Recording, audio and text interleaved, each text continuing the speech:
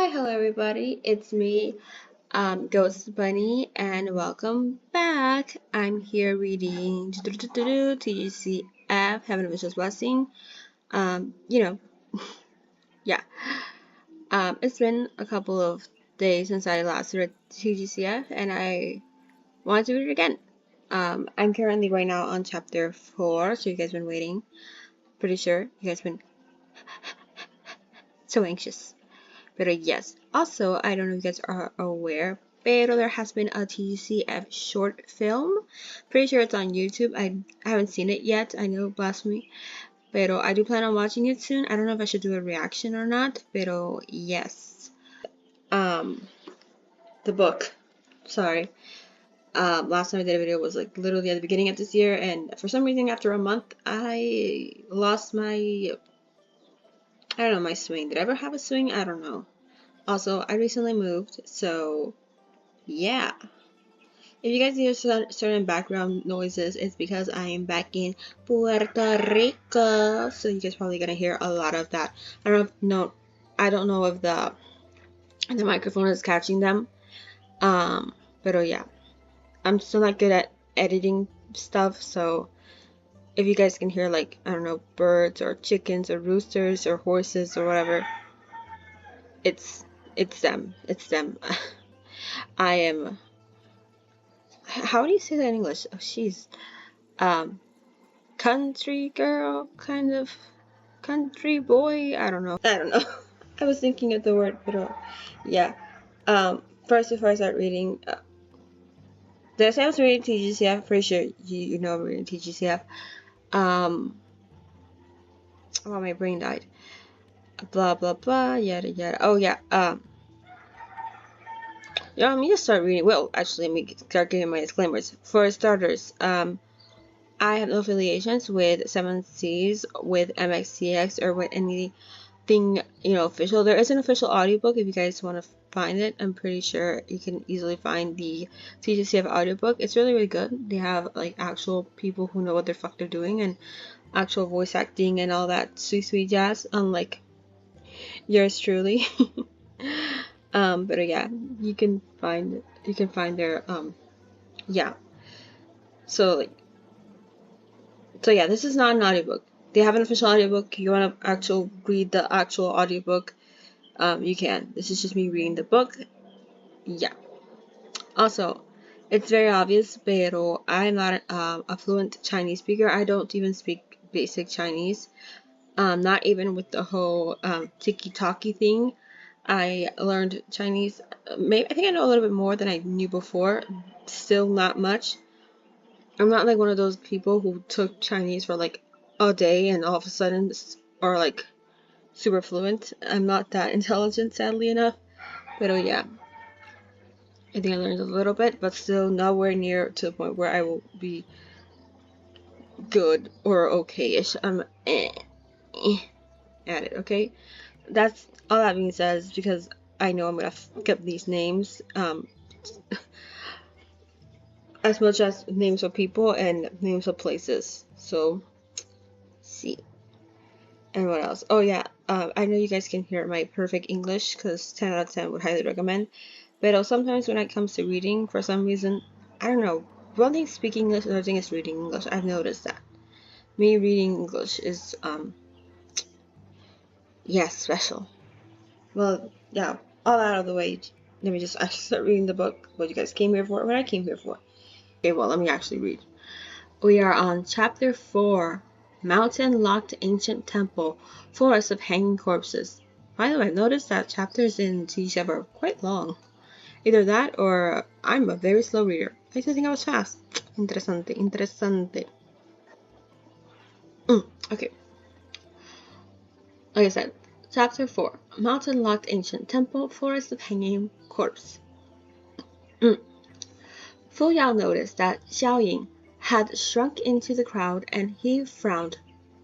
Why is there a woman here? While his tone wasn't furious, it didn't mean well either. When Xiao Ying heard him, she bowed her head. Shi Lian explained. She was worried, so she came here to look. Fu Yao questioned the others. Did you all come here with her? The crowd was a little uncertain at first, but then they replied, I don't remember. Can't tell. No. When we came up, she wasn't here, right? Either way, I didn't see her. Me neither. Xiao Ying quickly said, It's because I was following secretly. Xiao Pingtou immediately cut her off. Why did you follow in secret? Are you guilty of something? Are you the ghost groom in disguise? Dun dun dun. With such an accusation, the space near Xiao Ying immediately cleared out, and she waved in fluster. No, no, I'm Xiao Ying. I'm real. She turned to Shilian. Ying Master, we just saw each other. I helped you put on robe, did your hair, and your whole makeover. Shilian could not find the words to reply to that, so all he did was say, dot, dot, and I quote, dot, end quote. Next page. Everyone turned their eyes on him, and some started to whisper it amongst themselves. He vaguely heard the words hobby and abnormal and believable, and he cleared his throat. This was a mission required. This was a mission requirement. Mission requirement, okay? Nanfeng Fuyao. Shilian looked around, and only then did he notice that Nanfeng and Fuyao had been staring at him oddly this entire time. They very rigidly pulled some distance away from him. Assholes. The way they were staring at him gave him goosebumps from head to toe. Is there something you wish to say to me? Assholes. How could he have known that this girl's makeover work was so gifted that Jesus. How could he have known that this girl's makeover work was so gifted that his brows were shaped elegant, his face was fair as jade powder, and his lips were touched with rogue? If he didn't open his mouth, then he was entirely a gentle, demure, and beautiful young lady. He was so demure. Mwah. This gave the two a huge shock, and they looked at him in disbelief, making them question their lives and feel uncomfortable all over. The face was still the same, but they no longer knew who they were talking to. Fuyao turned to Nanfeng. Was there something you wanted to say? Nanfeng immediately shook his head. No, there's nothing I want to say. Why don't you guys just say something? Shilian asked. Just then, some men from the crowd spoke up. This is the temple of Mingguang. There's a temple of Mingguang in the mountain? Amazing. I've never seen it before. The crowd looked over in wonder. Shilian, however, suddenly said, That's right, the temple of Mingguang. Nanfeng could tell something was off about this tone. What is it? Shilian replied. The north is clearly General Mingguang's territory. It's not like his worship isn't flourishing, so how come there's only one temple of Nanyang at the foot of Mount Yujin? Maybe only one person is worshipping, but he worships so much it's the equivalent of an entire village. Spoilers! Has nothing to do with him, but somebody else.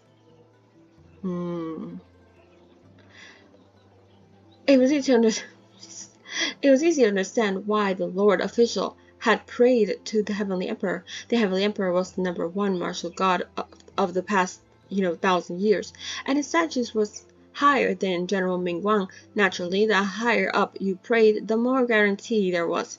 However, General Mingguang, and General Nanyang were equal in status, with not much difference. If it must be debated, then General Mingguang possessed 9,000 temples, over 1,000 more than Nanyang, so it's really hard to imagine why they would seek from afar and forego what lay close at hand. Shilian wondered. Technically, even if this temple of Mingguang on Mount Yujin was overtaken and people couldn't find it, they could have simply built another temple of Mingguang. Why build the martial temple of another god? True. Fuyao could understand. There must be another reason. Right, there must be another reason that would make the people in Mount Yujin area never build another temple of Mingguang, Shilian said. Can either one of you tell me like a little bit more? Lend me some spiritual power? I'm afraid I'll have to go ask a certain somebody. Just then, someone made a commotion. Whoa, there are so many send help, please. Whoa, there's so many brides! The voice had come from inside the temple, and Xiao Yang whipped around. He told that group to probably stay in the open ground in front of the temple, but they fucking ignored. Surprise, surprise to nobody. Completely and went in. Nanfeng shouted, "The situation's dangerous, don't run around." However, Xiao Tou rebucked him. "Don't listen to him, guys. Don't you dare do anything. They won't dare do anything to us. We're good citizens," as if they'd actually just, kill us or something. Imagine that. Get up, everyone. Get up. Get up. Get up. Yeah, why would the evil spirit that's famously known for killing people kill people? Flawless logic here, my king. I love your brain and how it works. It's so magical in its properties of wonder. He was certain Shilian and company wouldn't actually do anything to them, so he started to riot. Nanfeng cracked his knuckles, looking like he was holding back his curses. As a martial officer of the palace of Nanyang, how could he break the limbs of a mortal whenever he wished? If any supervisor or heavenly official were to report him, it wouldn't be funny. Hey, maybe somebody else could get the curse marks and not just little Mwah. Xiao Tou sneered. "Don't think I don't know what you guys are thinking. Aren't you just tricking us into not moving so you can steal the credit and go claim the reward for yourself?" "King, it's not that big of a reward. It's not worth it. Like, come on. Give me some prayers. Maybe that will work on me. But mortal money? I'm immortal. I'm a god." Where was I? Oh yeah. With him egging people on, over half of the group actually started to move, and they ran into the temple along with him.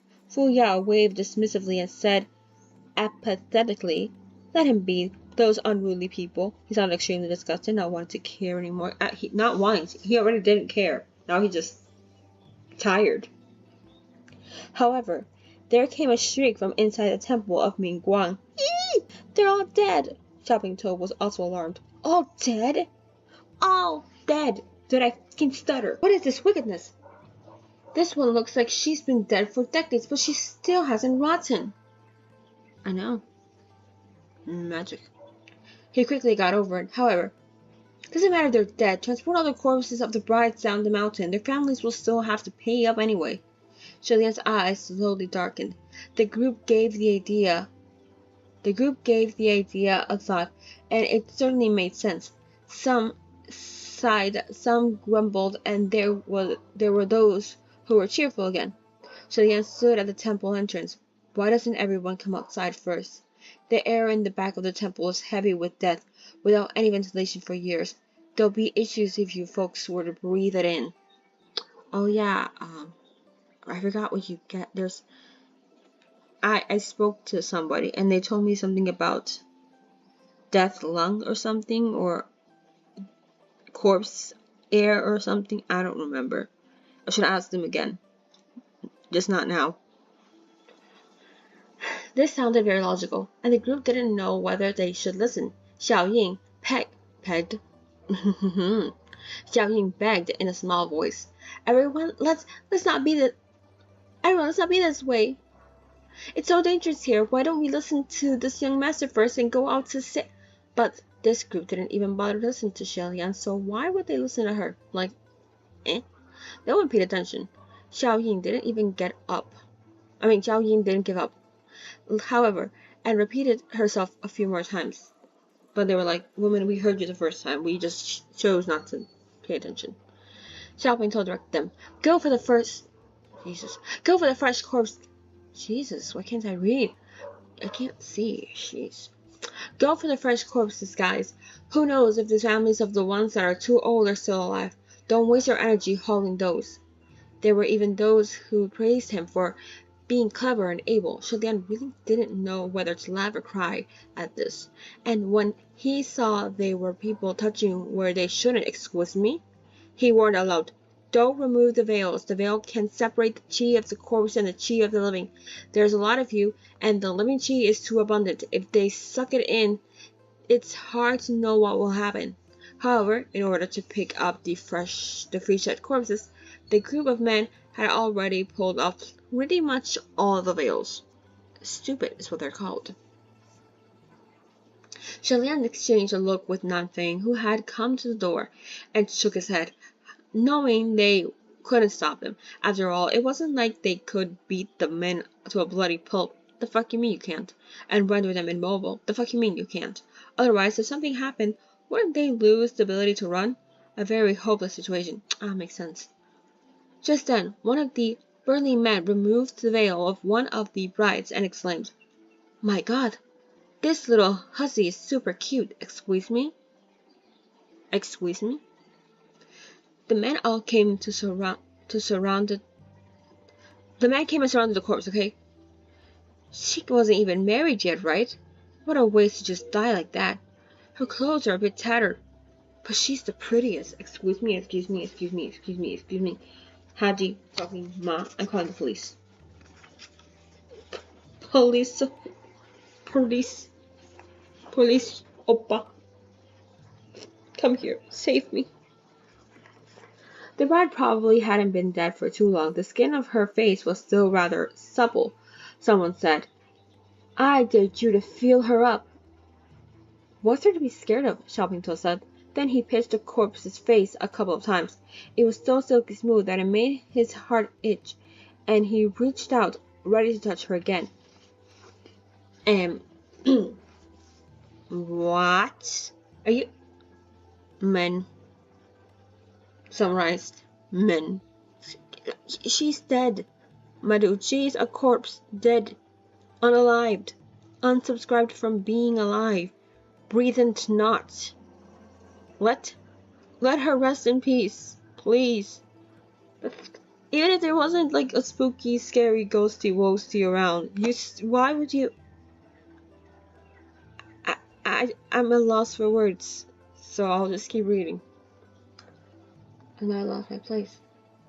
Okay, yeah. Susan couldn't bear to watch anymore and was about to stop him when Xiao Ying rushed over. "Don't do it!" she exclaimed. Shoppington gave her a backhanded shove and yelled, "Don't get in men's way!" Fucking creep. But Xiao Ying climbed to her feet again and cried, You're going to incur heaven's wrath like this!" Shoppington was furious now, and he cursed, "God damn it, you ugly freak, you're so noisy!" He swore as he moved to kick her, but Shilian easily lifted the back of Xiao Ying's collar with one hand and pulled her away. Unexpectedly, however, they heard a thud. Shoppington yelled, "Who hit me?" Shilian looked back. Shoppington was bleeding from a gaping wound on the head after being hit, and there was a blood-stained rock on the ground. Xiao Ying was stunned for a moment before quickly apologizing. Sorry, I was scared and accidentally threw it." However, even if she was eager to take the blame for it, no one would believe her because the direction was completely wrong. This rock was hurled from the window behind Shoppington. When Shoppington yelled, everyone had turned to look to the direction just in time to see a flash of shadow outside the window. Shoppington hollered, "It's him! The ugly freak with bandages on his face!" Shilian stuffed Xiao Ying into Nanfeng's hand and strode a couple steps forward, propping his right hand on the window lattice. He hopped over and ran toward the forest in pursuit. A few of the bolder ones who had their eyes on the bounty followed him and leaped out the window as well. However, when Shilian reached the edge of the forest, he suddenly caught a whiff of blood. Sensing something off, and with alarm bells ringing in his head, he came to a sudden halt. He warned him. He was like, "Don't you dare go in." He had shouted his warning, but those people thought, "Okay, but like, I'll give it a chance even if you won't. Like, who do you think you are? I'll do whatever I want, baby." And charged into the forest without stopping. The others who had originally gathered in the temple swarmed out too, and when they saw that Shilian stopped at the edge of the woods, those who weren't as bold crowded around to watch. Before long, they heard screams and a few shadows stumped out from the forest. There were the few who had barged in first earlier, and now they were staggering out. When the crowd saw them after they stepped under the moonlight, they were instantly scared out of their wits. They were still living humans when they had entered. How did they become blood-soaked humans when they came out? From their faces to their clothes on their body, these people were stained with red, the blood gushing forth like a spring. If someone bled this much, it meant certain death. However, those men were still making their way toward them, step by step, terrified. Everyone retreated uniformly until they were behind Chilean. Fucking cowards. They just walked there. Go back, go back, go back, go back. Hey, Chilean. Save me. Chilean raised his hand. Calm down. The blood isn't theirs. Sure enough, those men said, yeah, this blood isn't ours. It's... Even when drenched in blood, the horror of their faces could not be concealed. The group followed the eyes of those men and looked into the forest. It was pitch black, so they could not see exactly what lay within. Chilean took over a torch, took a few steps forward, and... Dun, dun, dun... Then raised it to probe ahead. Something in the darkness dripped onto the floor, giving off a sizzling sound.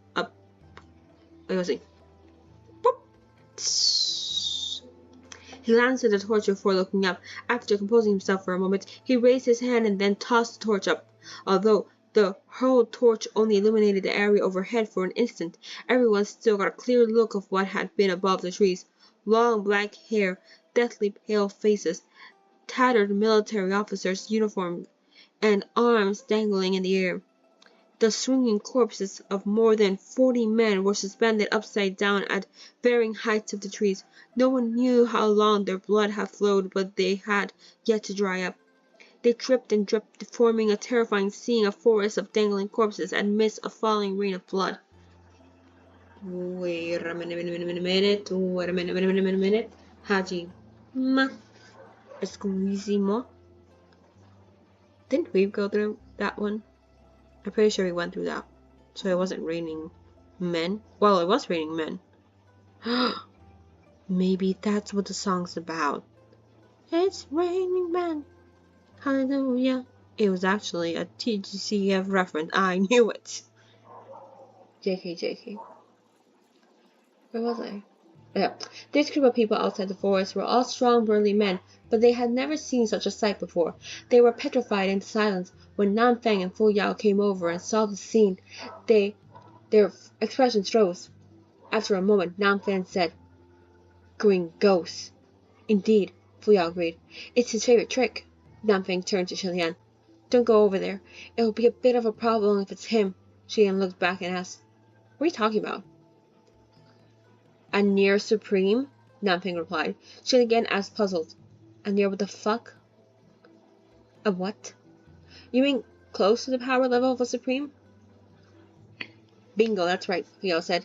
"The near supreme green ghost is a malicious creature who has been evaluated by the palace of Ling Wen as close to be the level of a supreme. He adores games like, Forest of Hanging Corpses. You could say he's kind of infamous for that shit. Creepy mofo." Chilean thought, that's really unnecessary. If you're a supreme, you're a supreme. If you aren't, then you aren't. Just like there's only ascend and not ascend. There's no nearly ascend or about to ascend. I think near only, kind of seem awkward. It's like, you're not there, but like, you're cute. I think it will, I don't know, like, awkward. Trying to make people not feel like shit. Now we care about people's self-esteem. Now. Sounds like lies. I'll see ones of ghosts. He recalled when that young man led him all the way here. There had been the sound of rain pitter-pattering on the surface of the umbrella. Could he have held it up so to shield him from the blood rain of the corpse forest? He let out a soft, "Ah," and the other two immediately asked, "What the fuck's wrong with you?" He thus gave a brief account of how he had met a young man while he was in the sedan, and how the young man had brought him here. He also mentioned something about broad shoulders, a fat chest, fat ass, sexiest mofo alive, pale as fucking paper. Skin as cold as ice. And wait, am I talking about a vampire? I think I'm talking about a vampire. I should just keep reading. He didn't say any of that. I just made that shit up. But he did mention about, his pretty hands. Shilling has a hand fetish. Let me just tell you that with the little price of free. Although if you've watched Heaven Official Blessing, the Donghua, the Donghua, then you would know he has a fucking hand fetish. Where was I? I keep losing my place because I keep talking. Okay, yeah. When he was done talking absolute praises towards watching, I mean, he doesn't know that. When he was done, Fu Yao said skeptically, I noticed the enchanted array I noticed the enchanted array on this mountain when I came up. It was immensely tough, but he broke it so handily. Interesting. Shalian thought. Rather, he crushed it under his heel without even noticing the feat. He said, That's right. This near supreme green ghost you speak of. Could that be him? No, because he only wears green. Did you not hear that it's called green ghost? It wouldn't be called green ghost if he wore, like, I don't know, purple. Lan Feng considered it briefly. I've never seen the green ghost before, so I can't say. Does that young man you saw have any distinctive features? Oh, silver butterflies, Shilian said. Also, pretty hands. Earlier, when Nanfeng and Fu Yao saw the forest of hanging corpses, they remained considerably composed, but the instant the two words left Shilian's mouth, he could clearly see the drop on their faces. He said, silver and butterflies, and they were like, oh! Fu Yao exclaimed in disbelief, what did you say? Silver, what the, silver, butter, what? What kind of silver butterflies? And Shilian was like, the flying ones, the ones that look like butter. And they fly. Shilian realized that he had probably said something significant and explained, they're like silver, yet also like crystal. They're like, they seem to be like living creatures, but like, pretty and, like sparkly and like butterfly shaped. The wings like, blue, blue, blue, blue, blue. The flying ones, the insect, they sparkle and the glowy and you understand me? Exacto. You know what I mean. You know what I mean, and I mean what I mean. He saw Nanfeng and Fu Yao exchange looks with expressions so grim their faces were almost green. Dun dun dun. It's green. It's green ghost or green amour or whatever you call him. After a while, Fu Yao said darkly, leave. Right? Now. Okay, but we haven't even settled the case of the ghost dream yet. How can I leave? Shilian said. Settle, Fu Yao said. Excuse me? He turned back and sneered. Seems like you have already tarried too long in the human realm. This ghost group is merely a rat. Even the green ghost of the hanging corpse forest is merely a near supreme, as pesky as he might be. After another pause, he suddenly said in a stern voice, Do you know what the master of those silver butterflies is? Shilian replied honestly. No, I don't. Even if you don't know, there isn't time for me to explain now, Fu Yao said stiffly. In short, he isn't someone you can handle. You'd better hurry back to the heavenly realm and ask for reinforcements. Okay, then letting you go. The fuck? I had to beg for you assholes. What makes you think they're gonna help me now? Fuck you. Look. The master of the silver butterflies never showed any hints of malice, so, if he does harbor malice, if he really is terrifying as you claim, then no one within a perimeter of Mount Fusion would be able to escape his clutches. All the more reason, someone like Little Moi has to stand guard here, like right now. So you know what? Why don't you go back first and help me seek, reinforcements? Because, if you go, they're going to say yeah. But if I go, they'll say no. It's the equivalent of you telling your sibling to tell your mom that they want McDonald's and not you. But if your sibling goes like, Mom, I want McDonald's, the little one goes like, Mommy, I want McDonald's. Your mommy's going to most likely say yes to them because that's their little baby. But if you say it, she'll be like, we have food at home. So go and tell them that you need them to come here because you feel like we should get the extra support. Because if I go, they'll do the equivalent of we have food at home and go get bent. So skedaddle, Luis. He could tell Fu Yao didn't want to remain here and deal with so many troublesome matters. If that was the case, then Shilian wouldn't force the issue. Fu Yao was a straightforward person, so he really did leave on his own with a toss of his sleeve. Shilian turned toward Nanfing and was about to inquire further about the young man when there was another commotion in the crowd.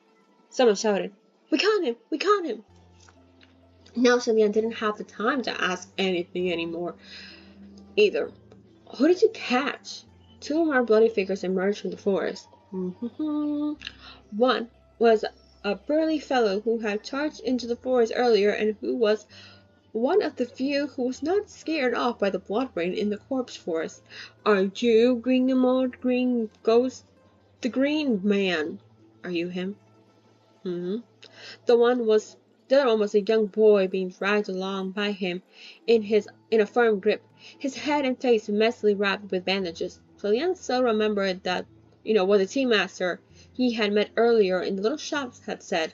Apparently, the ghost groom is an ugly creature living in Mount Yujin, and because it's so fucking ugly, no woman loves it. Same. Which is why it grew hate in its heart and began robbing others of their brides to ruin their happy occasions. They thought that they might have been a rumor. Well, they thought that was a rumor, but apparently, who would have guessed that there was really such a person? But that it may, whether he be that as it may, whether he was the ghost groom was a different matter altogether.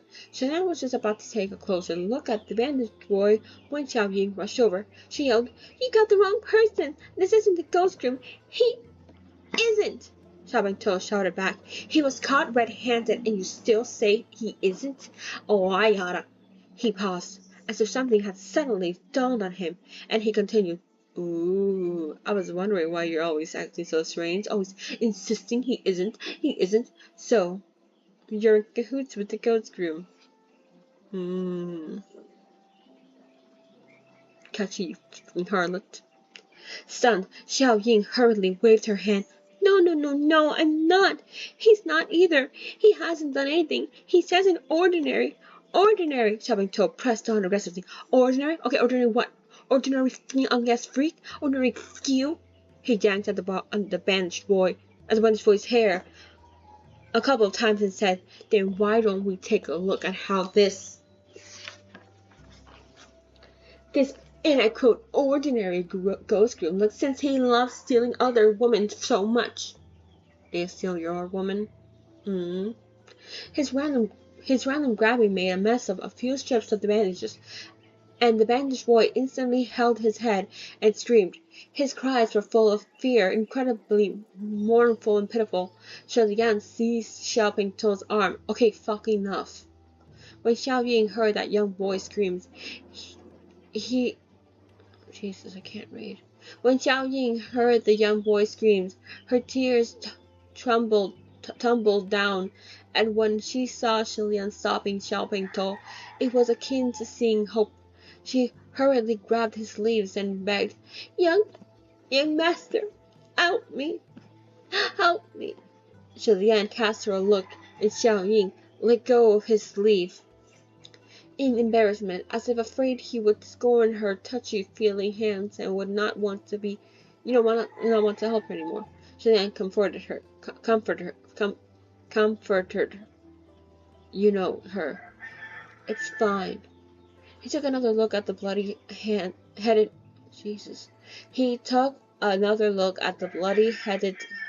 bandaged boy, and realized that he was also peeking at Shilian with wide, bloodshot eyes through the gaps of the bandages under his hand.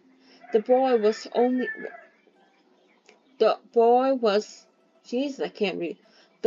only stole a glance before quickly lowering his eyes. The boy secured the bandages again. Although he did not reveal his face, a patch of skin was exposed, dun dun dun, and that bit was already horrifying. "Ah!" as if it had been burned by fire. It was not hard to imagine how scary the face was. The face that lay under the bandages was. And the others sucked in a breath while the boy shrank even more. Shelian noticed that the way those two covered Shelian noticed that the way those two cowered was exactly the same. It was as if they were afraid to step into the light, afraid to see other people. He sighed inwardly. Next to them, Chopping Toe was alarmed.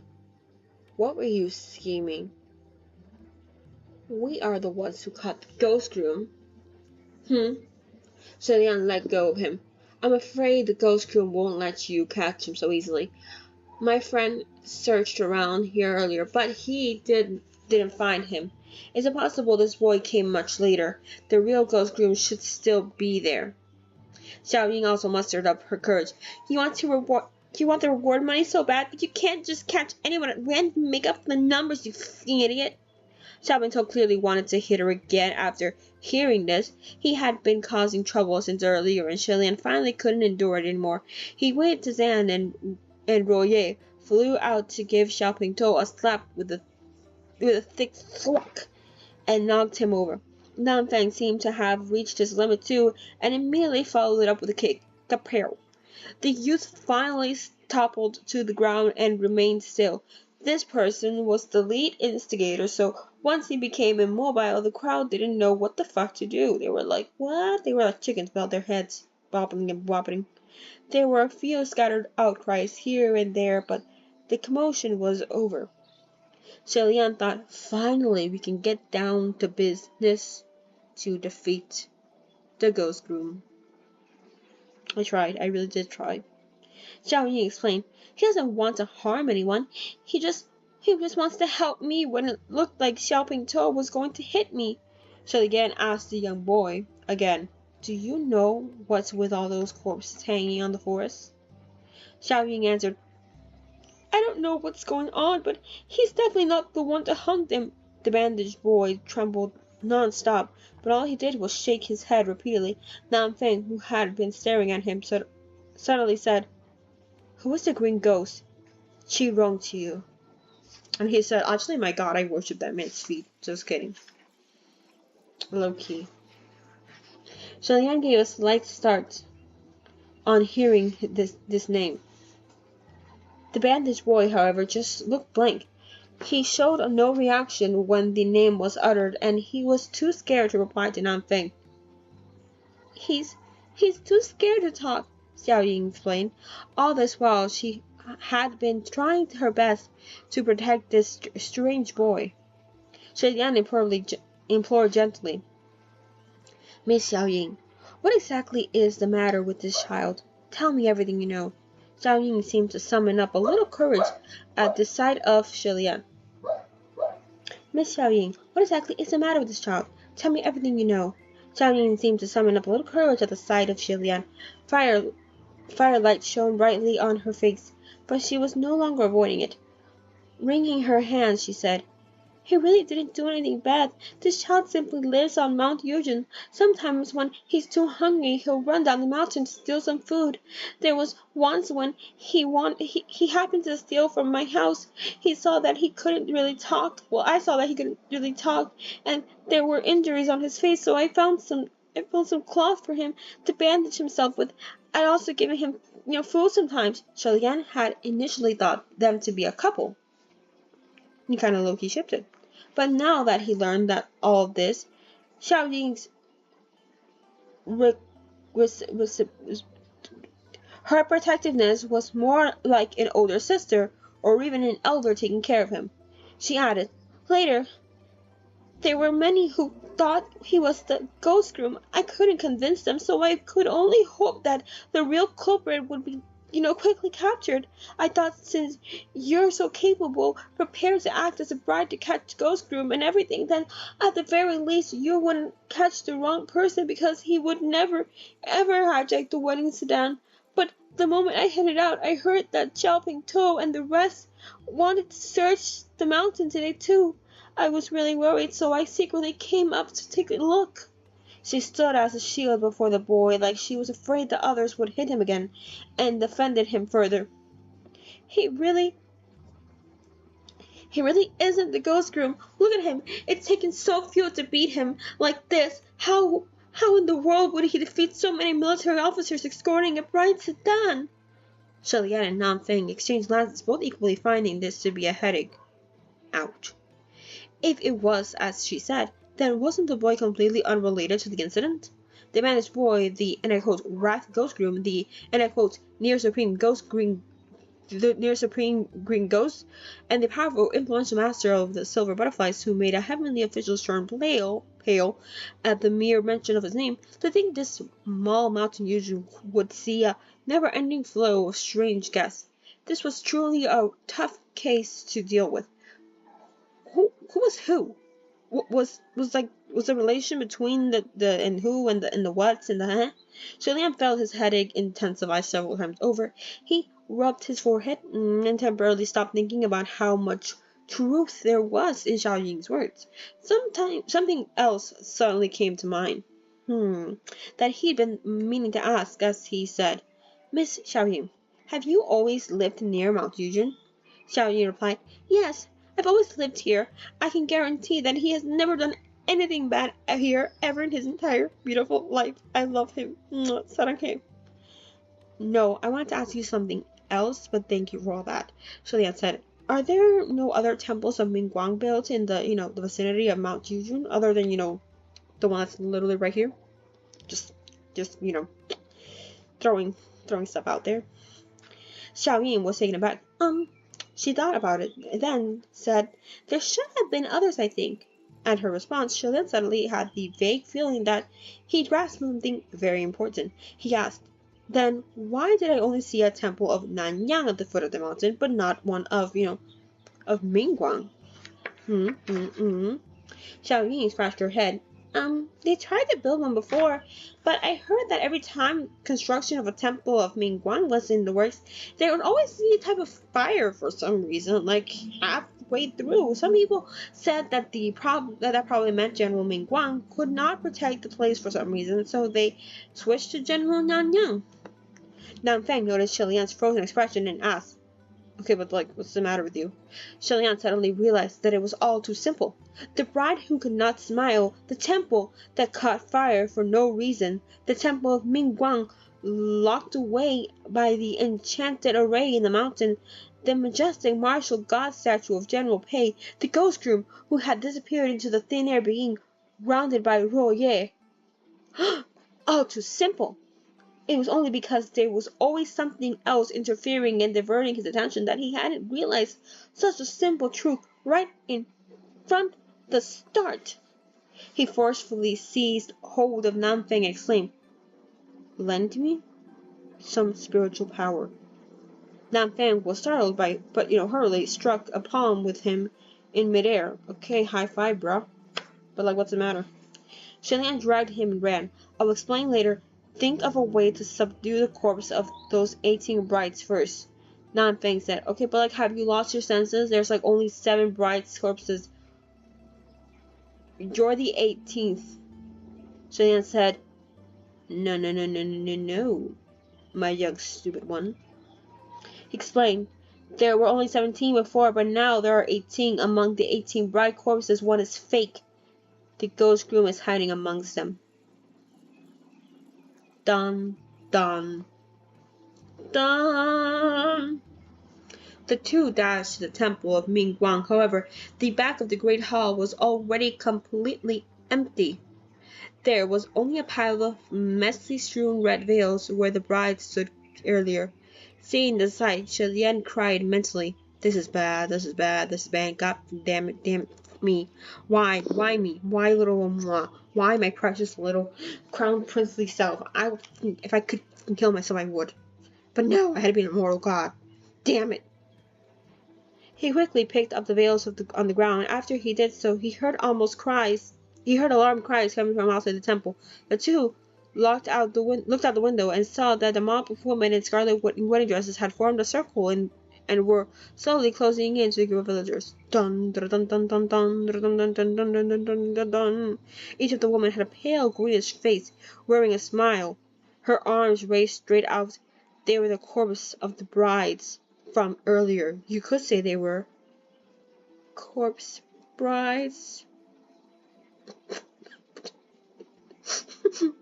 I'm here all week. Sorry. No one could remain calm while watching helplessly as they slowly closed in. The crowd didn't care to accost the bandaged boy anymore and fled. Xiao Ying immediately rushed over to support him. Shilian called out helplessly, "Don't run!" He had lost count how many times he'd said that tonight. So did I forgot how many times. More than 3. Whenever something happened, he'd have to say it at least 30 to 40 times, yet there was always someone ignoring him, because why the fuck would they? Jesus Christ, it's not like it's to save their life. Sucks to suck, I guess. But a helpless affair. He waved his hand and the silk band Royer flew out toward the sky. He made a casual hand sign, and Royer began whirling in the air on its own like the mad dance of a celestial being, incredibly eye-catching. When those brides saw there was something over this way, lively and spinning rapidly with its tail whipping at them, a good number of them were lured over. There were also 7 that were attracted to the scent of blood in the deep of the forest, so they slowly hopped in that direction. Shilian exclaimed, "Follow them, Nanfeng! Don't let them go down the mountain!" He didn't need to worry. Nanfeng had already gone off to chase them. 2 of the brides came and attacked Shilian's direction, their fingers bright red, their nails sharp, fierce. Shilian took out the red veils he had collected off the ground earlier and hurled them out with both hands. Ha-ya! 2 of the veils spun as they shot out squarely. They fell on their faces, covering their heads of those brides. Instantly their movements stalled. As expected, when the heavy bright red veil covered their eyes and the nose of the corpse, they could no longer see the shadow of mortals nor smell their scent. And since the dead bodies were stiff, they couldn't bend their own arms to remove the veils. They could only grab randomly at the air with the extended arm as if they were playing blindman bluff. This was truly both a horrifying and silly sight. To be honest with you, they were like, "Come at me, please. I can't move." Shilian stood in front of them and tentatively waved his hand in front of the 2 brides' eyes, and when he saw they were grabbing cluelessly in another direction, he contemplated for a moment, but in the end he still couldn't help but say, "Please forgive my impropriety," before seizing their arms and placing their claws on each other's neck. When the 2 brides suddenly felt something in their hand, their bodies shook, and since they couldn't see anything, they started strangling each other viciously. Shilian then quickly ran off with a wide wave of his hand, and Royer followed him like a streak of white rainbow, before landing on the ground to form a large white circle. Shilian called after the people who were fleeing in all directions, "Everyone, get in the circle!" The group hesitated as they ran, but Xiao Ying immediately helped the bandaged boy over to stand inside. After some thought, she ran out again and dragged Xiao Pingtou, who was passed out on the ground, into the circle as well. Right then, one of the brides hopped on the edge of the white circle, and her claws shot out to grab for them. Yet it was as if there was a transparent wall of forcibly. There was a white transparent wall forcibly dividing the space. Xiao Ying noticed the bride couldn't hop in no matter how she tried, and quickly shouted, "Everyone, come in quick! They can't enter the circle!" When the men saw this, they hurried back like a swarm of bees. Thankfully, Shilian had Royer burst to a great length beforehand, and the circle was big enough. Otherwise, he would be worried there would be people squeezed out because it was too cramped. The brides couldn't hop into the circle and knew they couldn't do anything to this group, so they uniformly spun around and lunged in Shilian's direction. However, Shilian was already waiting for them. and from his sleeve he pulled out a large bundle of veils. The many red cloths in his hands spun up and down, right flying in all directions. Both his hands and feet moved non-stop, covering each of them. They came swift and precise. You know that. With every bride veiled, the bride would begin to slow and feel around like a blind person. The veil in his hand were spun to blurs as they were thrown with ease, forming countless red silhouettes flying through the air. The people inside the circle actually started cheering in spite of themselves. Nice! Amazing! So cool! Amazing! Woo! Yeah, boy! Train for this, right? When Shalian heard them, he blurted out of habit, thank you. Please support my act with money if you have the means, or with applause if you haven't. Wait. Fuck, I'm doing something. He only noticed something wrong after the words left his lips. He got caught up and let slip the speech he used to say when he must and hurriedly stopped himself. While he was talking, several more brides jumped up. Jumps that were surprisingly over 2 meters high and 10 meters long, and it was in the span of a second. The stench of rot came before his nose. Shilian pushed off with the tip of his foot, his body sweeping past them, and while in the air, he mentally chanted the password to certain private communication array. Ling Wen, not so all-knowing. I have a question. Do you know if the martial god of the North, General Ming Guang, had any intimate female fans? Hurry the fuck up and answer in the next 5 goddamn seconds, please. I'm begging you. Ling Wen's voice rang in his ear. Your Highness, why do you ask? Bitch, did answer. I got a bit of a situation right now. Kind of urgent. Please, I'm begging you.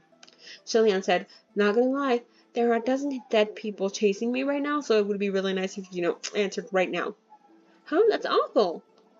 Damn, I know, right? So, you're gonna answer? So did he? I know this question is more personal in nature, and it's not easy to answer, which is why I didn't ask in, the general communication array. It's necessary for the mission, and the information will never be divulged. Just please, I am begging you, my queen. I am, humbly begging you, please. I will call you Bish. Please. You've misunderstood, Your Highness, Ling Wen replied. It's not that this question is too easy to answer, that isn't easy to answer, but, how do I say this in the nicest, most courteous way? But it's that, Opei really has he's like a man whore, okay? He has way too many intimate female friends. I forget the sorts. Your question is so sudden, I don't know which one you're referring to at the moment. Shiliang almost slipped in his steps. Okay, alright. Then among General Pei's female friends, you're calling them that, is there one who is, who is possessive, extremely jealous, and has, some sort of disability? Well, now that you mention it, I do recall someone. Ling Wen replied. Shilian sent 2 more veils flying, causing another round of applause. Woo!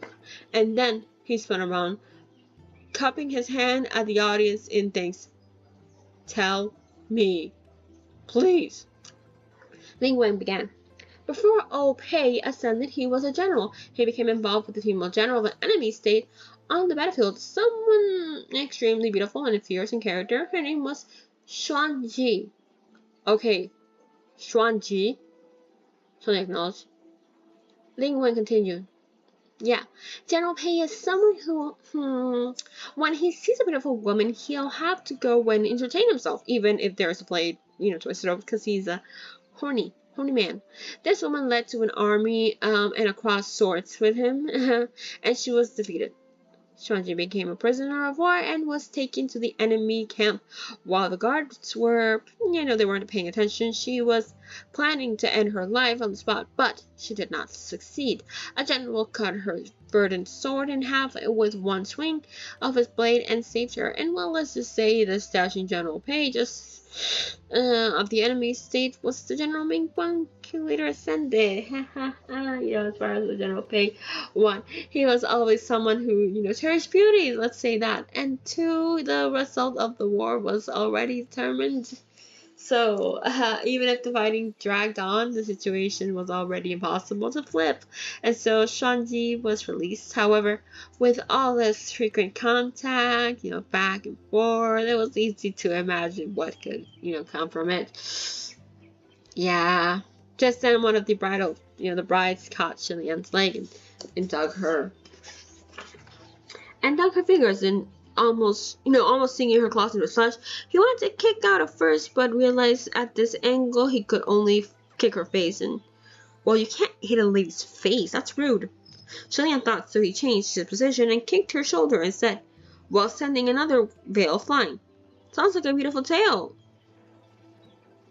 Tell me where it goes bad. Well, it was. Yeah, I kind of figured that one out. I'm still talking. It was a beautiful tale at first, Ling Wen said. But what killed it was Xianji just adamant about being General Pei's lover for the rest of his life. Damn, so unfaithful is what he was.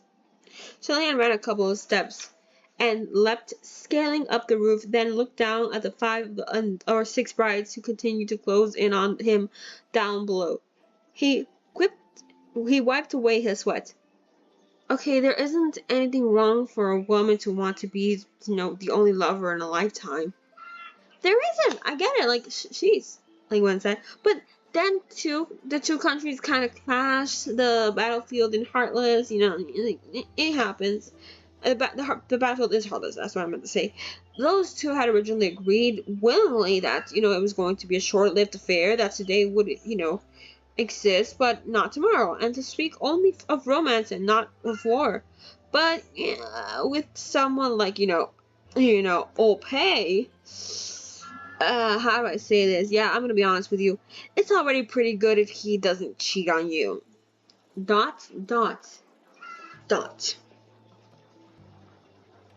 Hold on, one fucking moment. Pause, rewind. Tell me first, is Xuanji disabled and how so? Oh yes, definitely her. Ling Wen's voice abruptly came to stop. For goodness sake, every time when he got to the most important part of a bit of spiritual power he borrowed would run out. It would seem next time he'd have to get straight to the point right from the start, in between flying and jumping. Shilian rapidly reorganized his thoughts. If the bandaged boy wasn't the ghost groom, and this group of villagers had also confirmed that the ghost groom wasn't among them, then the only place left to hide was amongst the 17 brides. When Shilian snuck into the fold, the ghost groom couldn't immediately tell that the numbers were wrong. On the flip side, when the ghost groom mixed in with the brides, Shilian also couldn't tell there was an extra corpse at a single glance. Now that he thought about it closely, after the silk band Royer had injured the ghost groom, he only saw a ball of black mist stealing for the forest, but he couldn't say for sure that the ball of black mist contained a person. What probably actually happened was that when he rushed out the temple entrance to give chase, the ghost groom remained in the temple full of black mist, brushing past him and returning to the back of the hall, hiding himself like a leaf amongst the trees and mixing in with the corpse of brides. Then the ghost groom wasn't a groom but a bride, a woman, dressed in a wedding dress. A woman. A woman. What? She had us in just 2 words. Come inside. Damn. Done. Since it was a woman, many things could now be explained. For example, why there was no temple of Mingguang on or around Mount Jujun. It wasn't that the locals didn't want to build a temple, it was because they couldn't. Xiao Ying had said, I heard that every time construction of a temple of Mingguang was in the works, there would always be a fire for some reason halfway through.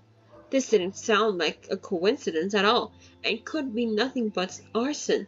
Why set fire to burn temples? Under normal circumstances, it would happen because of hatred.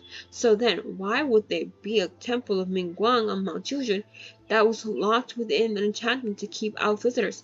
Yet, the maintenance and the craftwork of the divine statue within the temple were so exquisite. Why was the ghost bride all decked out in the wedding dress herself, but couldn't bear to see other brides in wedding dresses smile when passing through Mount Jujun?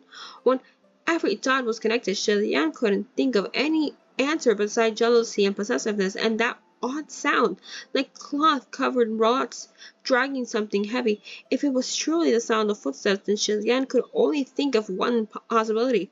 Every bride that was chasing him had been veiled. Shilian finally landed back on the ground, let out a light sigh, steadying himself, then straightened up to a count.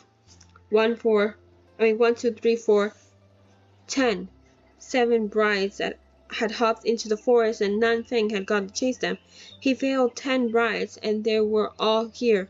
That meant there was one more who hadn't shown her face.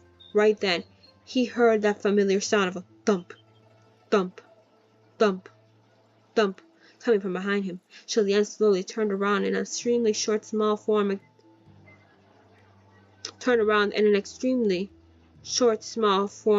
entered his field of vision. He drew in a small breath and thought, I knew it. The short, small woman before his eyes was dressed in red wedding robes, but there was no air of joy, only sorrow. The reason she was short wasn't because that was her natural stature, but because she was kneeling on the ground.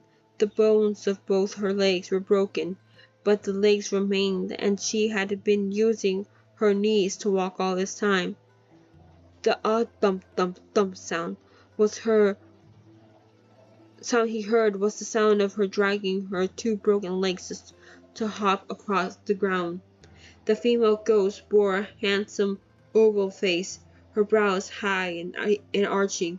She was truly exceedingly beautiful. No wonder the men had spoken of her so much before.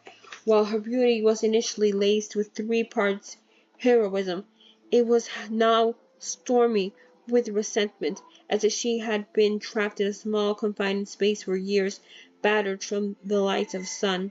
She was kneeling on the ground, and the bridal rope was tattered and frayed before the knees. Shilian and the ghost stared at each other unyieldingly for a while before he spoke up. Xuanji? It seemed it had been many years since anyone called her by that name. It was a long time before the resentment of her face quietly faded some, and a flash of light shone in her eyes. Wasn't he who sent you to find me? She asked. Shilian supposed that this he naturally referred to General Pei. Xuanji then pressed on. What about the man himself? Why won't he come see me? That passionate expression and hopeful tone while she spoke made Shilian feel that he'd best not to say he didn't. Seeing that he hesitated to respond, Xuanji slumped onto the ground. Her back leaned against the handsome, tall martial god statue. Her bright red bride robe spread about her on the ground like a giant flower of blood. Her hair was disheveled and her face filled with agonizing torment, as if she was suffering from extreme misery. Why won't he come see me? Shilian couldn't answer this question either, so he could only remain silent. Xuanji raised her head to gaze upon the divine statue and moaned sorrowfully.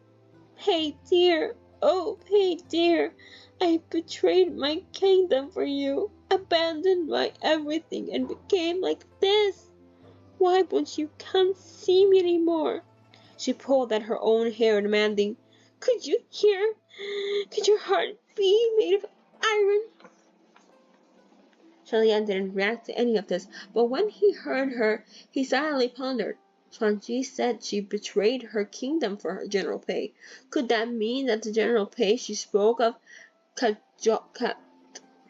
that her into divulging enemy secrets while the two were in the heart of the passion, causing Xuanji's kingdom to fall into a disadvantage on the battlefield? She also said that it was because of General Pei that she'd become like this, and by this she naturally meant this tragic broken legs from Xuanji was a female general upon the battlefield. There was no way that she would be disabled, so those legs of hers could only have been broken later. Could that have something to do with General Pei too? Was it General Pei deserting what she started to led to such deep and severe resentment? Shilian felt everything he thought of was rather vulgar. However, with Xuanji having such profound resentment to the point where she was harming innocent lives. As vulgar as it was, Julian could only force himself to think that the direction, think in that direction. Just then, the sound of girls screaming suddenly came from outside the temple. Help! Help! Julian and Chuanji both looked out the window in the same direction where Royer had formed the white circle. A man was trying to drag the bandaged boy out while Xiao Ying clung to the man's leg, not letting go. The man started yelling curses. It was Xiao Toe. Fuck off. You dumbass. What if you call that female ghost over? Huh? Xiao Ying shouted. If she comes. You're scarier than any ghost. I'd rather see a female ghost instead of you. Turns out that Xiao Toe, who Shilian knocked out with one wipe of his, silky band, had come to, he woke up, okay?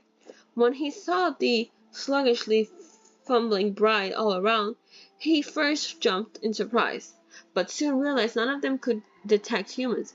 He was exceedingly gutsy, hot-headed, and foolhardily, and he planned to drag the bandaged boy down the mountain to collect his bounty, while no one else dared to move.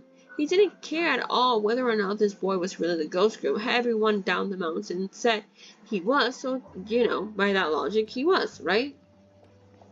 Yet, unexpectedly, Xiao Ying pounced over, screaming and shouting, alerting all the drifting brides in the surrounding area, including Xuanji inside the temple of Mingguang.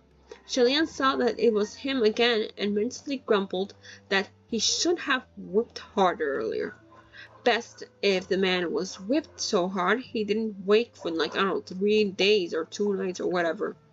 He shouted, "Go back into the circle!" Xiao Toe saw that a stream of black mist had come lunging at him, and hastily retreated. However, the bandaged boy was still in his grip, and Xiao Ying was still clinging onto his leg, so in the end, he was still too slow by a beat. Instantly, the black mist enveloped him, and he was then sucked back into Xuanji's hand. He turned his head to look. Wasn't this the disheveled, long-haired, haunting, chilling woman, that beautiful corpse he had touched among all those brides lying on the ground earlier? It wasn't until that moment that he finally learned what fear meant. He shrieked at the top of his lungs while Xuanji curled her 5 fingers, digging them deep into the back of his head. In an instant, his skull was pulled out through the heavy layers of flesh on his scalp. His skull was just pulled out, was still steaming hot. Its mouth was still open and screaming, "Ah!" I'm not gonna scream, sorry, I'm not gonna be that much noise. The people within the white circle also had their mouths open, with the screaming so terrified that their souls had left their bodies. Ah! Again, I'm not screaming. Shush.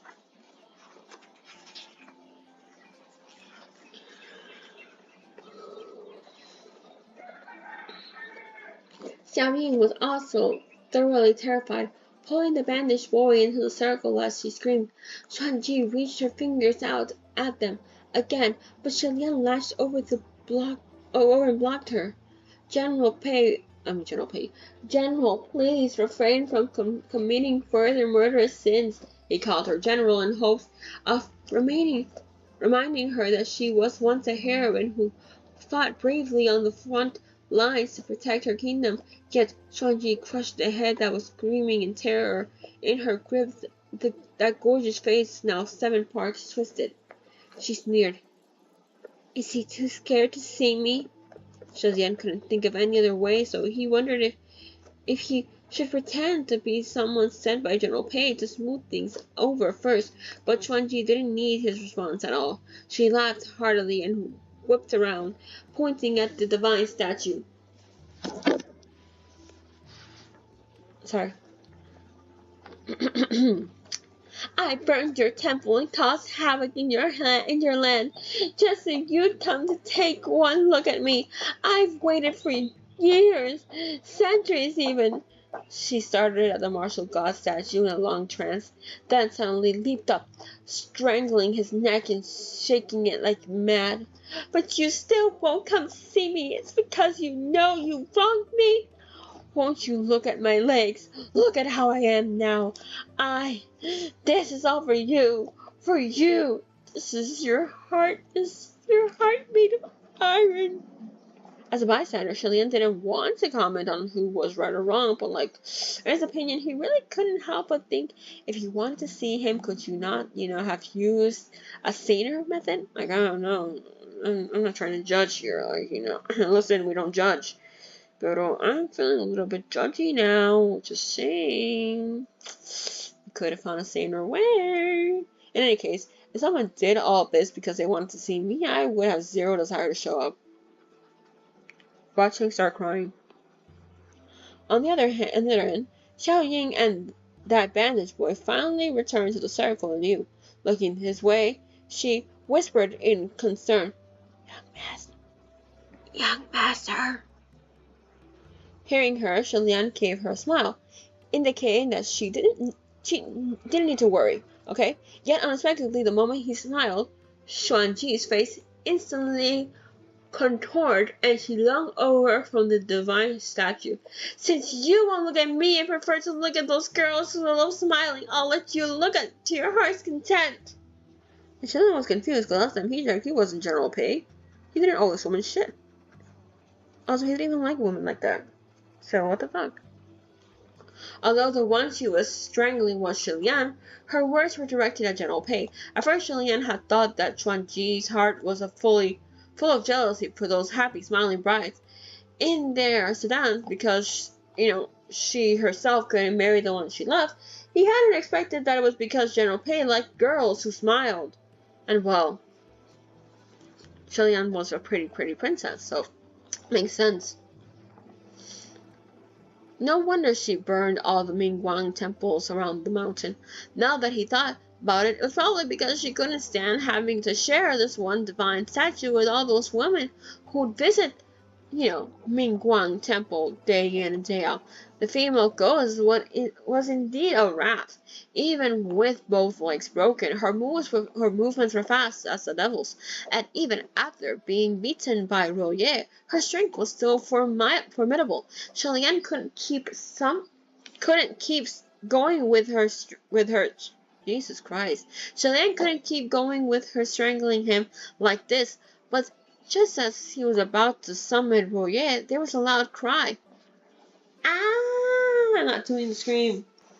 That girl, Xiao Ying, saw that he couldn't hang on anymore, so she picked up a branch and came charging over.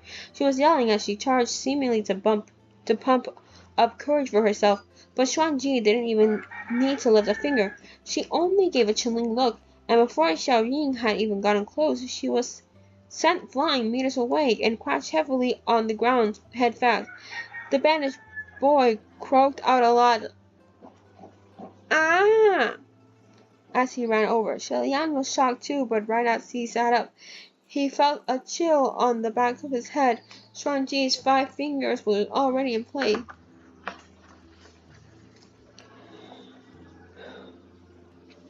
She was going to yank his skull from his skin, just like earlier. In this dire situation, Shilian's right hand shot out and grabbed her wrist. He shouted, "Bind!" A sharp whoosh sound echoed through the air, and the white silk bandage held the command, circling and twisting about.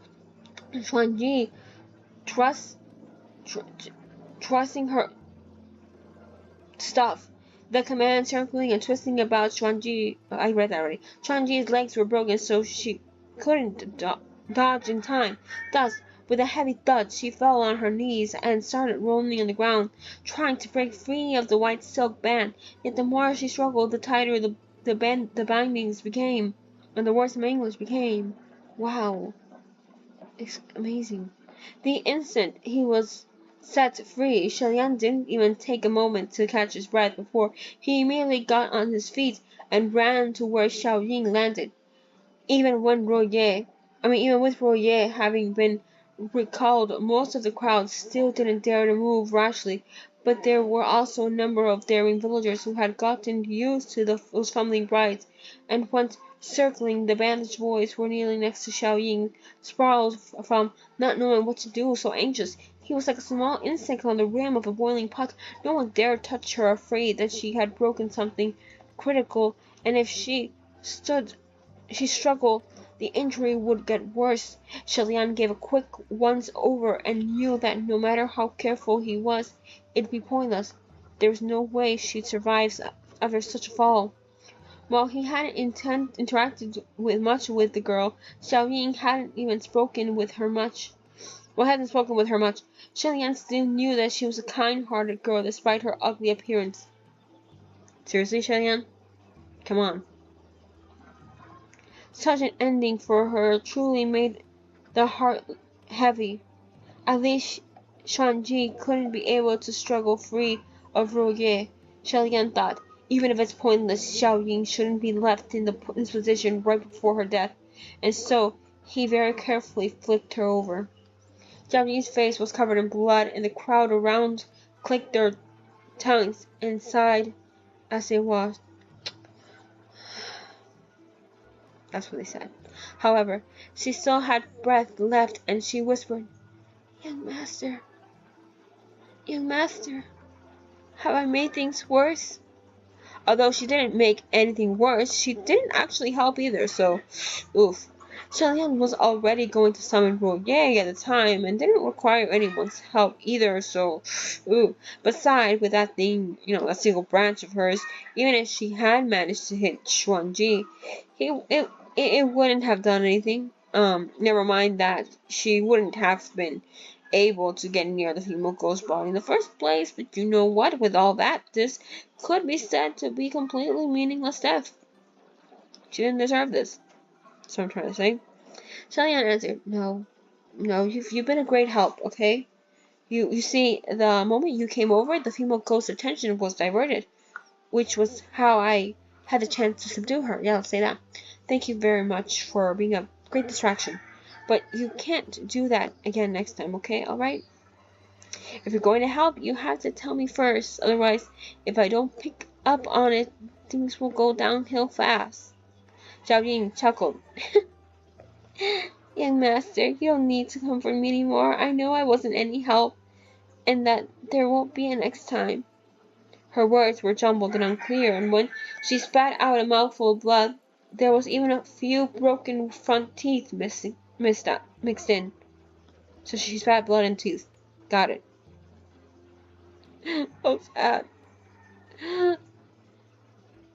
F in the chats. The bandaged boy was shaking with panic, wooing, trying to speak. Xiao Ying turned to him. In the future, don't go down to the mountain to steal food anymore. If you're discovered, you'll be beaten to death. If he ever gets hungry, he can come to me, Shalian said. Xiao Ying's eyes lit up hearing this. Really? Then thank you so much. She smiled and smiled until suddenly 2 lines of tears streamed down from that pair of tiny eyes. She whispered, I haven't lived through so many good days in all my life here in this world. Julian didn't know what to say, so he gently patted her hand. Xiao Ying then sighed. Never mind. Maybe I'm just born unlucky. Her jumbled words certainly did sound a little odd.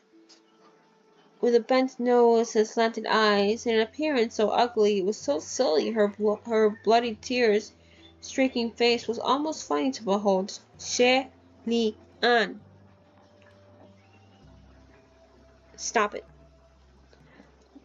With tears rolling down, she choked. But even then, I still... Her breathing stopped, and she paused with those words. The bandaged boy saw that she had died and started to weep quietly, while hugging her dead body. His face was buried in her belly, like he had lost his only pillar of support. and he didn't dare to raise his head, no matter what. As for Shilian, he reached out and helped close her eyes. He spoke to her mentally. "You're stronger than me, honestly." Right then, the sound of a bizarre bell tolled. Clang, clang, clang. 3 booming tolls, and all of a sudden Shilian felt his head go dizzy. He wondered out loud, "What's going on?" Then he looked all around. All the brides had collapsed to the ground, only their arms still up and reaching towards the sky. The crowd of villagers had also slumped, as if they were all knocked out by the soul of the deafening bells. Shilian himself felt his head become rather heavy, and though he forced himself to stand with his hands supporting his forehead, his legs went weak and he fell with one knee to the ground. Fortunately, someone helped support him. When Shilian looked up, it was Nanfeng. Turned out, the moment that 7 brides entered the forest, they immediately spread out. Nanfeng had run all over the entire Mount Yujin before he managed to capture all of them and had only just returned. Seeing him quite calm, Shilian immediately asked, "What was the bell?" "Don't worry, it's reinforcement," Nanfeng replied. Shilian looked over, following his gaze. Only then did he notice that before the temple of Mingguang a row of soldiers had appeared, standing there since who knew when. Those soldiers were outfitted in armor emitting sharp and awe-inspiring auras, and the bodies were enveloped in thin sheen of spiritual light. In front of the soldiers there stood a poised, elegant, and tall young military general, obviously not a mortal. That military general approached with his hand clasped behind his back, and came back before Shilian, bending slightly at the waist, giving a quick bow. "Your Highness." Shilian hadn't opened his mouth to make inquiry before Nanfeng whispered next to him, "That's General Pei." Shilian instantly took a glance at Xuanji, who was on the ground. "General Pei?" This General Pei didn't quite match what he had imagined, and was also grossly different from the divine statue. That divine statue's heroic form was vivacious, its eyes spirited and energetic, with a handsomeness that was aggressive and invasive, while this young military general was also handsome. His complexion was pale, and his countenance was as calm as a cool jade. There was no sense of a murderous aura, only an he was just very calm, by the way. He was a military general, but he could also be said to be a tactician. Sorry. General Pei noticed Xuanji on the ground and spoke. "The palace of Lingwen informed us that the incident at Mount Jujin might be related to our palace of Mingguang, and so this servant has come. I didn't expect that it really did have something to do with us. We have troubled you, Your Highness." Shilian thanked Ling Wen mentally. He wondered how in the world was the palace of Ling Wen infected. He replied, "General Pei is working hard too." Chuanji was still vaguely struggling, heard the words General Pei, and suddenly looked up. She demanded enthusiastically, "Pei dear, is that you? Have you come? Have you finally come?" She was bonded by Royer, and as overjoyed as she was, she could only rise into a kneel. Yet unexpectedly her face immediately blanched the moment she saw the military general. "Who are you?" On his end, Shilian had already given Nanfeng a general. Jesus, I can't read. On his end, Shilian had already given Nanfeng a general account of just what the ghost groom affair was about. When he heard her, he wondered, "Isn't this General Pei? Could she have waited for too long and doesn't recognize him anymore?" "Oh, this is General Pei," Nanfeng answered, "but it's not the one she's waiting for." Shilian was confused. Wait, are there 2 General Peis? Nanfeng replied. That's correct, genius. There are only two of them. Turns out that General Pei that removal Xuanji was waiting for was the main god of the temple Mingguang. The one before them right this moment was the deputy god of the palace Mingguang, a descendant of the senior General Pei. In order to differentiate them, everyone addressed the other one. Well, they addressed this one as General Pei Jr.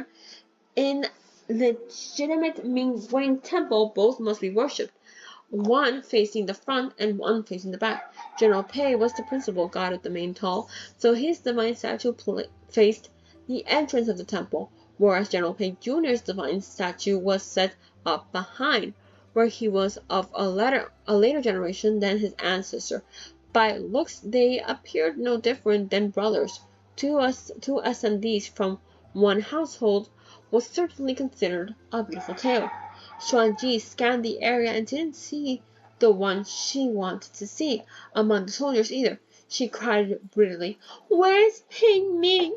Why hasn't he come? Why won't he come and see me?" General Pei Jr. inclined his head and replied, "General Pei has important business to attend to." Xuanji muttered, "Important business?" Tears streamed beneath the long hair draping over her face. "I waited for him for hundreds of years. What important business could he have? Back then, in order to see me, he would cross half the border in one night. So what happened? What important business could he have now? So important that he can't even come down to spare me a glance? Is there something important? I don't think there is."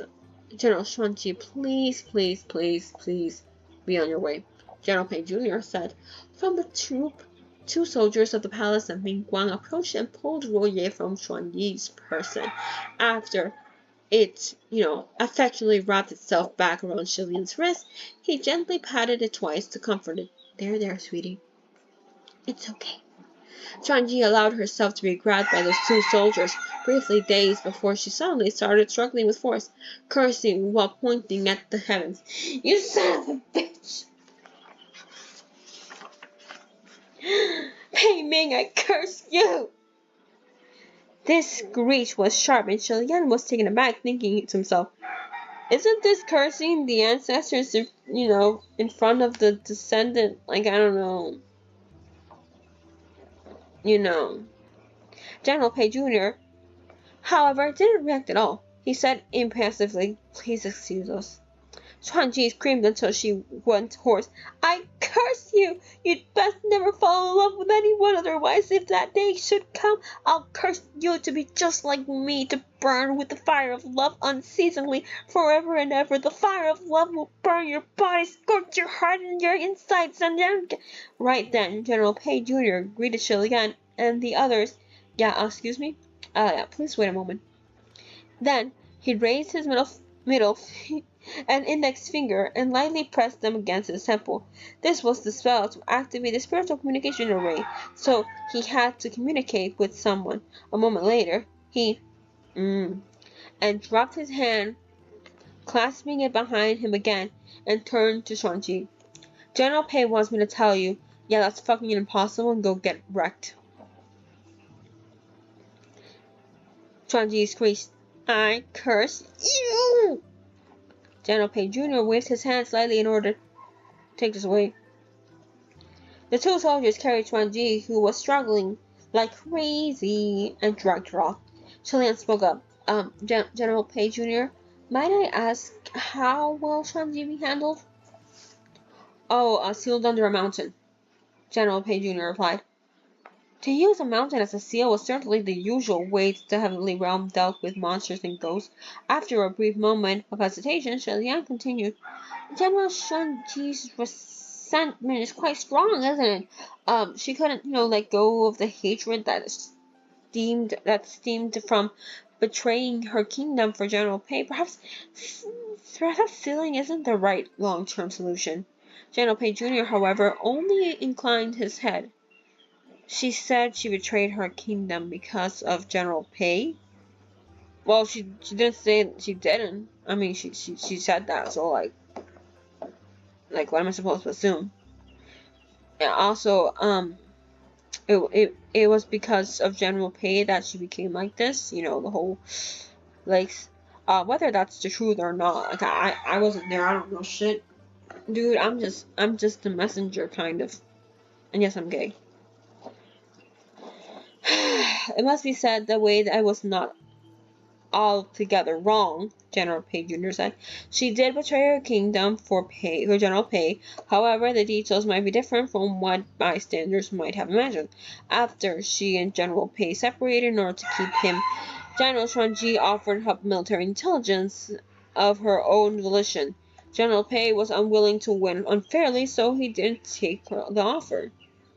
Okay, well now, he never expected that, the whole I betrayed my kingdom for you thing was actually something like that.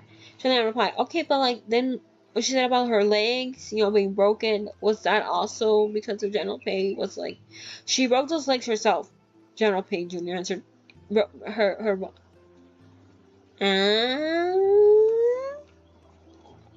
General Pay Jr. replied emotionless. General Pay doesn't like forceful women.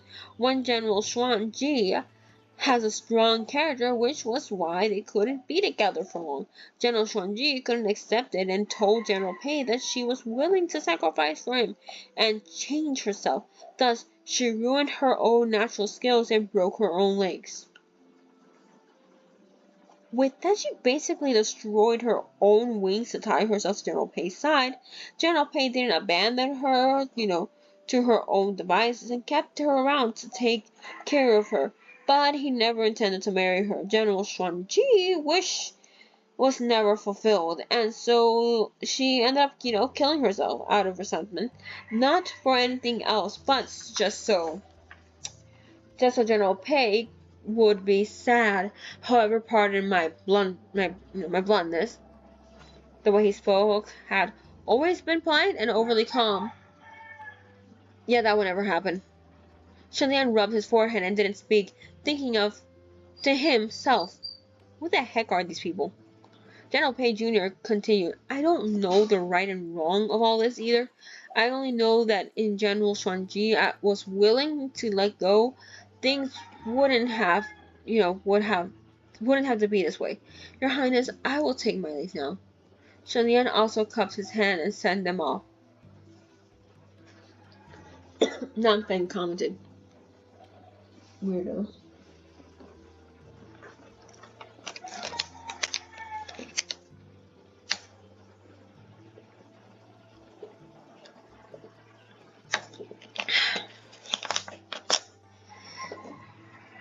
Weirdos. Shilian thought he himself was the laughingstock of the three realms, an infamous weirdo, so he'd best not comment on anyone else. This was something between General Pei and Chuanji, so for bystanders there was no actually no point in discussing who was right or wrong. Their sympathies only went out to all 17 of those innocent brides, and the military officials and sedan drivers who escorted them, but suffered a terrible fate for no reason. However, having brought up the subject of the brides, Shilian instantly turned his gaze to look and saw that the 17 corpses of the brides had started to show various stages of degradation. Some had already dissolved into white bones, while others were starting to rot, emitting waves of foul odor. The stench rose the people lying on the ground, and they all gradually came to. But when they saw the scene, they jumped in shock and terror once more. Shilian used this opportunity to nag at them. Typical. This spread the philosophy of good and bad karma, advising them to pray a lot for each of the brides once they went back down the mountain, and to think of a way to contact the families of those brides to come and collect their corpses. He also continued that they must never commit the same deeds as those corpse sellers, and they shouldn't commit any wrongdoings either. After such a thrilling night, and with the lead instigator gone, no one else dared to speak against Shilian. They each acknowledged him apprehensively, all of them feeling like they just had a nightmare. Only then did they realize they had acted as if possessed. Why were their minds filled only with money when there were so many dead people around? Thinking back, they all found it horrifying. The night before, everyone was doing the same thing, relying on the fact that their numbers were great and they had a leader, and they all rushed in without thinking. Now that they harbored fear in their minds, they were earnestly repented and prayed for blessings. The day hadn't yet broken, fearing that there might be wolves and others stirring up trouble, even though Nan Fang had just run a huge circle around the whole mountain. He now had to lead this large group of people back down. He didn't complain, however, and arranged with Chilean to discuss afterwards what would be done with the forest of upside-down corpses. When the bandaged boy woke up, he sat next to Xiao Ying's corpse once more, hugging her, not saying a word, and so Shilian also sat down next to him. He spent a while coming up with a script, but just as he was about to speak to comfort him, Shilian suddenly noticed that the boy's head was bleeding. It was blood from the corpse forest, then it would have dried, but this blood was still dripping, so it could only be from an injury. Right then, Shilian told him, "Your head is wounded. Take off your bandage and let me look." The boy slowly looked up, and those bloodshot eyes glanced at him like he was scared and hesitant. Shilian smiled gently. "Don't be afraid. If there were a wound, then it must be dressed. I promise I won't be scared off by you."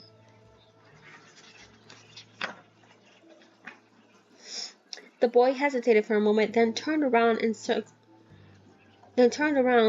by circle he slowly unwrapped the bandages. His movements were very slow, but Juliet waited for him patiently, and was already pondering an issue that would come after.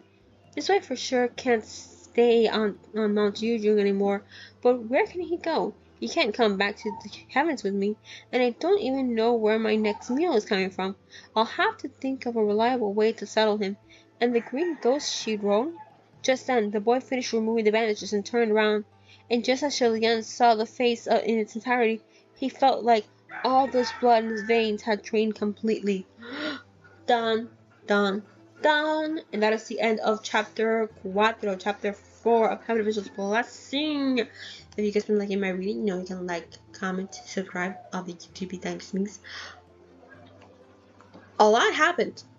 A lot. I'm sorry, my brain is off.